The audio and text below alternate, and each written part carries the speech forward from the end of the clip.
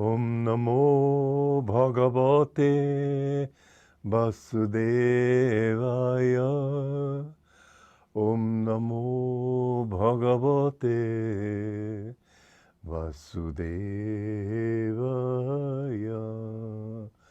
Om, I bow to the Lord Vasudeva. Joy to you, friends. We're reading about Krishna trying to urge Arjuna not to give up this struggle, not to feel that he can't fight his own nature. There's got to be a resolution somehow. If you want to find success in life, you have to put your energy into it. And if your energy is divided, some of it going one way and some going the opposite way, you won't succeed. In fact, this is the truth, that people who have been earnestly seeking God and turn away from God, they don't succeed in this world. They have given in to the downward pull, but there's always that feeling, I've made a mistake, I've erred. The inward division that people feel in their own hearts is enough to keep them from succeeding. And so it is that people like that ruin their lives. It's not as if they can go back to a life of success as a concert pianist or a businessman or anything. Nothing works for them. All things forsake thee, who forsakest me. This is in The Hound of Heaven by Francis Thompson, an absolutely beautiful poem. And it talks about God like a hound chasing after this deer, and the deer always running away. And we think that if we run away enough, we'll find what we want, but it says, all things forsake thee, who forsakest me. It isn't that they really forsake you, but in a way people do. In a way they sort of have, they too, because everybody has God in himself. Everybody knows that there's a higher way to live, even if they don't feel drawn in that direction. And so there's always a certain amount of contempt for somebody who fails in his ideals. An affirmation to the contrary notwithstanding, people do somehow feel he's made a mistake. Even if they didn't believe in what he was doing, he's made a mistake. He believed in something, he gave it up. How can I trust him? What can I do for him?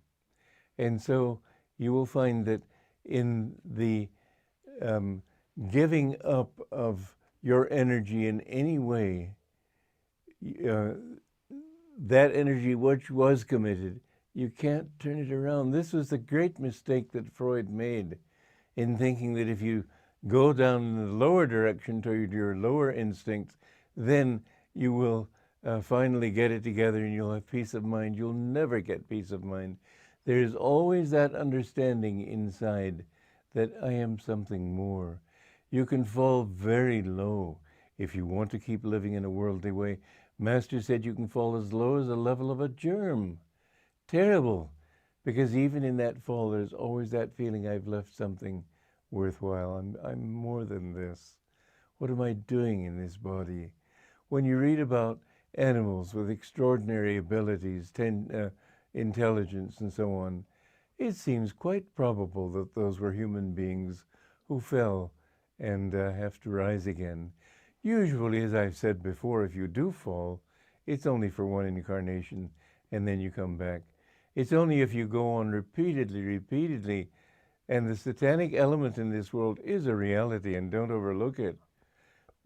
But if you keep falling repeatedly, then you may be thrown farther down the ladder and even all the way to the bottom.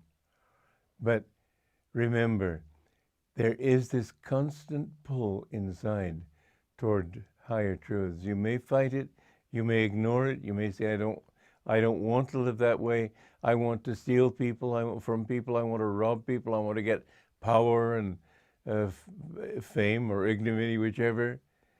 But you will find that, as it says in the Bible, the wages of sin is death.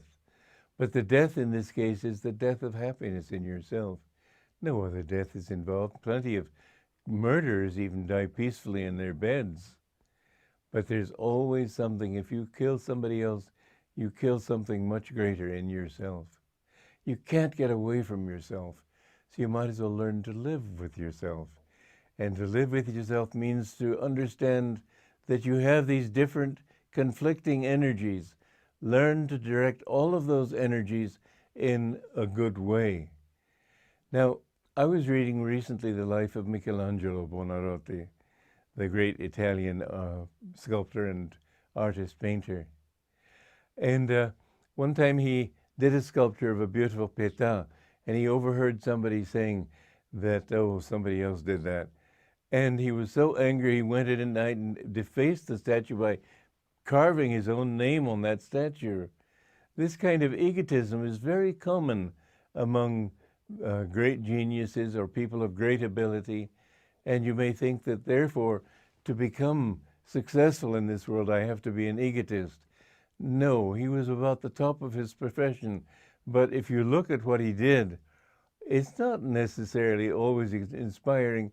Look at the judgment in that painting behind the chapel, behind the altar in the Sistine Chapel. There is God, all the damned on one side and the saved in the other. And God is there with his arm like this, casting these devils, these fallen souls into hell with almost as if fierce glee. It's by far from an inspiring painting. All his energy is going toward damning those poor benighted sinners. When the ego is involved, it becomes judgmental, it becomes proud. There's always a block. It is true that when you can have complete faith in yourself and in what you're doing, you can do a thing much better than if you don't have that kind of faith.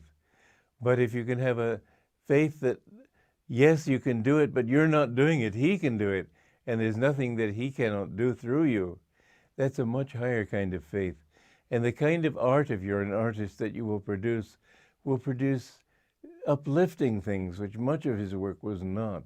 It was expert, it was incredibly well done, but it was not necessarily uplifting. Even the Pietà, you see Jesus just sort of collapsed there in the arms of Mary. But really, the death of Jesus was a great inspiration. He had conquered death. He had risen above pain. He had risen above people's opposition and calumny and everything. And he knew that the only thing that was worthwhile was bliss. Really, people misunderstand the crucifixion. They think of the pain Jesus went through. They don't know that the pain he suffered was people's ignorance. Father, forgive them, for they know not what they do. And that is a pain for somebody who's come to this world only to help them to know what they're doing, only to help them to understand. Remember, the greatest things that can be done are done when there is no sense of ego, even though great geniuses usually are egotistical. I remember Beethoven wrote a letter to Haydn, something about, when we meet, I'll thump you and bump you and sort of kid you along as if he was looking down on him. That's not right. And that was the fault in his music, which you can hear too. But when there's egoless music, when there's egoless painting, when there's egoless anything that you do, if the ego has to be there. But if you use your ego to do a good thing and let God give you the power instead of thinking, I'm doing it. See, ego is a question of the direction of your energy. If it's deflected away from yourself toward what you're doing, and this is what Michelangelo did too. But if it's also tuned into the source and feel that God is here to inspire, then how much more you'll be able to accomplish. So think of him as the doer, and don't allow the opinions of other people or your own self and your own pride and self-accomplishment. Don't let that get in your way, and you'll find that then all your energy flows in one way. But ego takes it downward again. So do live in those ways. God bless you.